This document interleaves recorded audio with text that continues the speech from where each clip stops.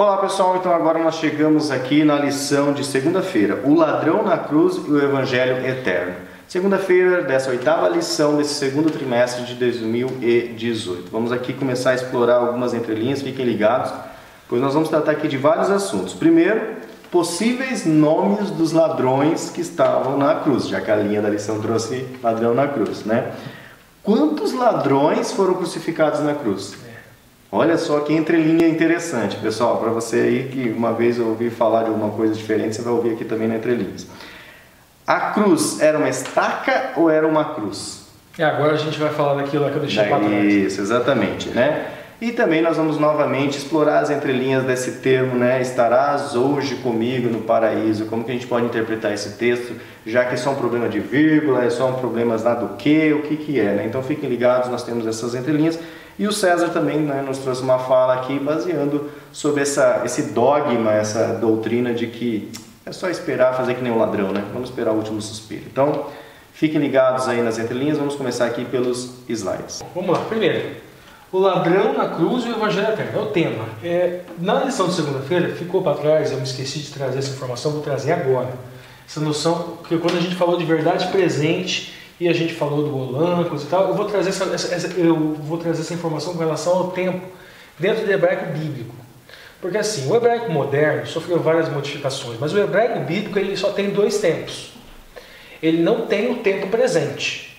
Então por isso que lá atrás eu falei que esse jogo de linguagem de verdade presente, você não tem como você encontrar na Bíblia. Como que funcionam os tempos no hebraico bíblico?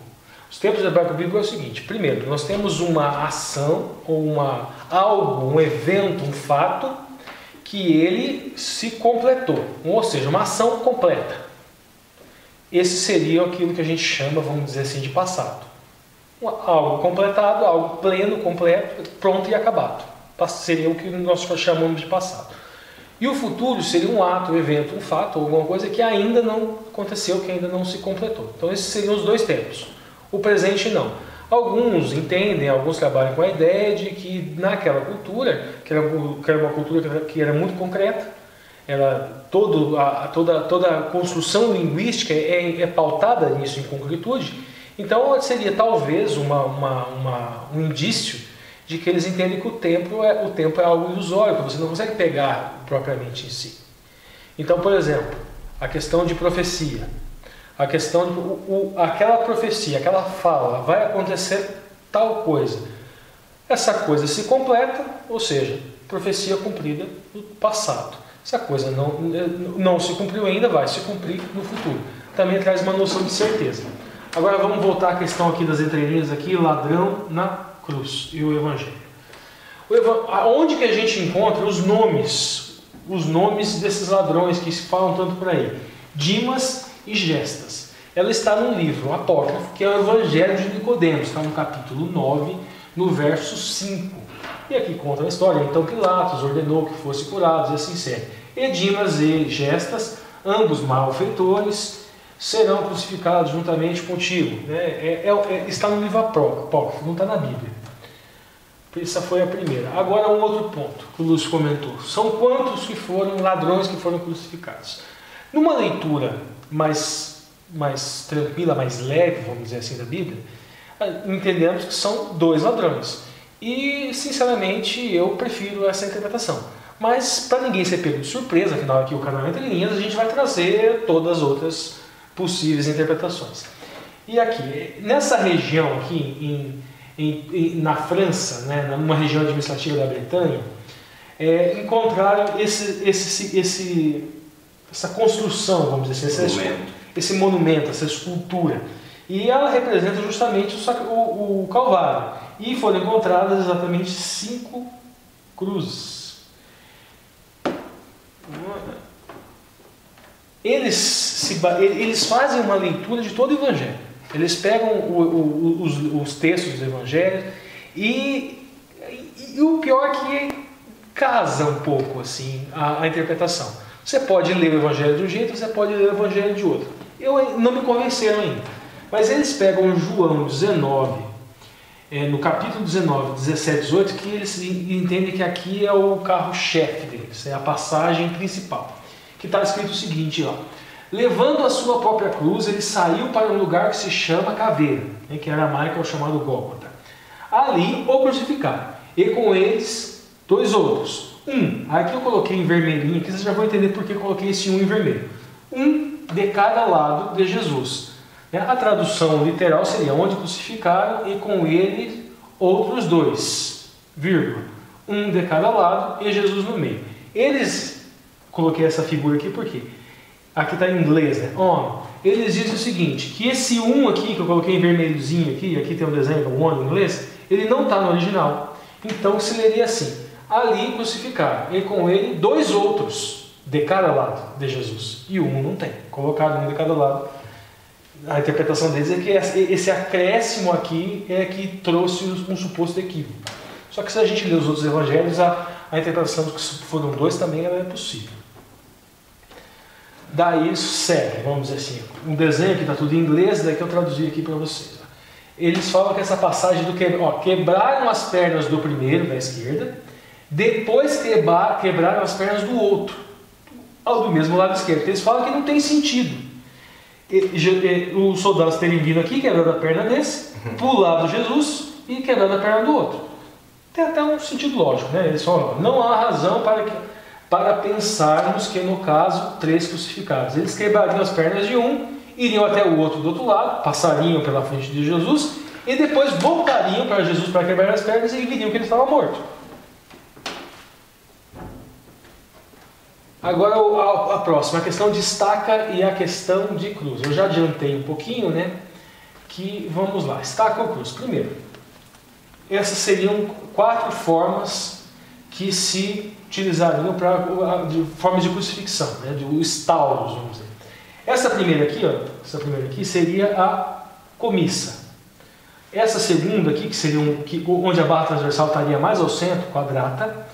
Essa outra aqui que nós teríamos uma estaca para cá e uma barra transversal assim quase que em forma de X, decusata, e capitata em forma de T. A gente vai lá na concordância no The Strongest, na concordância bíblica exaustiva, ele fornece como significado primário de stauros, que seria a palavra grega, uma estaca ou um poste, e para chilion, ou a lenha, árvore, ou madeiro. Por que o significado primário é estaca?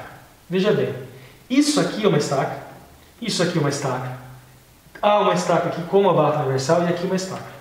O fato de haver a discussão não é se é uma cruz ou se é uma estaca, porque a estaca é uma barra transversal. A estaca justamente é essa barra do apoio. E sempre havia uma barra transversal. Sempre não, geralmente havia uma barra transversal. Poderia-se, parece que alguns arqueólogos entendem que não havia essa forma de crucifixão sem a barra transversal, até em razão de que se escreveu Jesus Nazareno e Ex Iudero em vários idiomas aqui em cima e supostamente teria sido escrito em cima da barra transversal. Outros falam que não há necessidade da barra transversal porque colocaram como se fosse uma placa aqui. Não necessariamente que ele estaria pregado aqui e estivesse escrito nessa barra transversal. Agora a questão é a seguinte: dentro da pictografia, por que eu prefiro o Vavo? Porque, independente de como foi a forma com a qual ele foi morto, se foi em forma de T, em forma de X, em forma de quadrata, de comissa, sempre há a estaca. Então, dentro do jogo de linguagem, esse jogo, você colocar na língua portuguesa um jogo de linguagem colocando cruz e estaca como sendo antagônicos, não é possível, porque toda cruz tem uma estaca ao centro. Agora, seguindo, aqui, Êxodo 35, 19. A estaca do tabernáculo e as estacas do pátio e suas cordas. O vago, como eu disse aqui, é um prego, ou pode ser uma estaca, ou até mesmo um anzol. Ele era utilizado como base do santuário, assim, ou seja, base de toda a promessa, de todo o serviço que é tipo, que é o antitipo daquilo que o Messias é tipo. Então veja bem, essa estaca, que é a base que é a base de todo o antitipo do Messias sendo o cordeiro e sendo o sumo sacerdote, inclusive a estaca aqui nos muros, também é da noção típica. Então por isso que eu prefiro o Vav. Agora aqui o ponto mais importante, que é o mais relevante, né, que a entrelinha é mais relevante, os outros são coisas mais numa ordem de especulação. A primeira é mais especulativa e vai diminuindo a especulação. Agora a gente chega num ponto central, que é Lucas 23, 43. Coloquei aqui como está em grego e separei a palavra aqui semeron. Lá diz o seguinte: em verdade te digo, e daí a questão é o quê?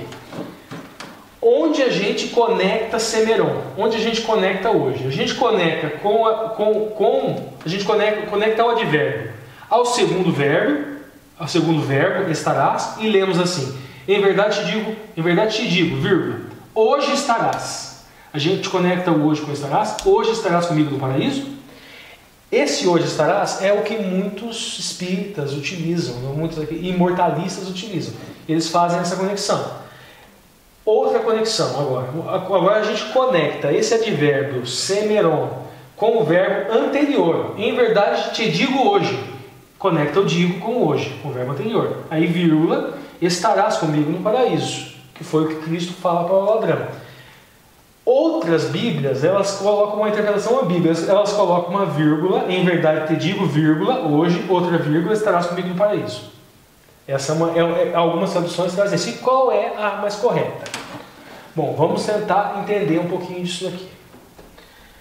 O pastor Rodrigo Silva, ele tem uma tese, de uma tese dele, eu não sei se é doutorado, se é mestrado, eu sei que ele tem uma tese, eu acho que na Pontifícia Universidade Católica, se não me engano. E ele é longa, bem detalhada, e ele trabalha isso daqui.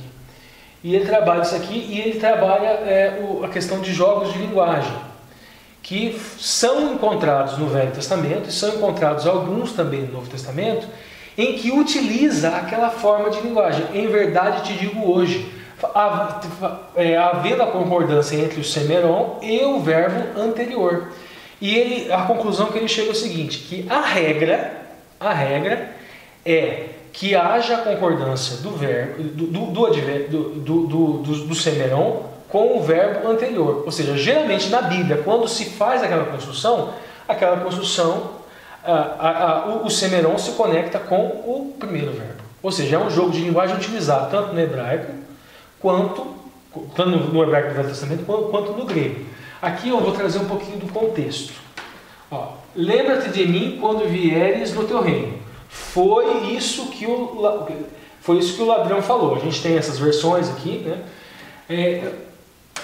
Palavra por palavra está assim: lembra-te de mim quando vier em o reino de ti. Aqui tem algo profundo também, que é o seguinte: os discípulos de Jesus, eles não perceberam esse evangelho do reino aqui. E o ladrão na cruz percebeu. Por que evangelho do reino? O evangelho do reino, lembra que nós falamos lá atrás do Olam Rabá? Esse evangelho do reino é o Olam Rabá. Ele não estava pedindo salvação ali. Quando o Senhor vier, quando o Senhor voltar, é o evangelho do reino, é o Olam Rabá, é o evangelho eterno, mas o Messias estava ali morrendo, e o ladrão estava enxergando que mesmo após a morte, ele ainda viria em glória, e o reino dele ainda viria.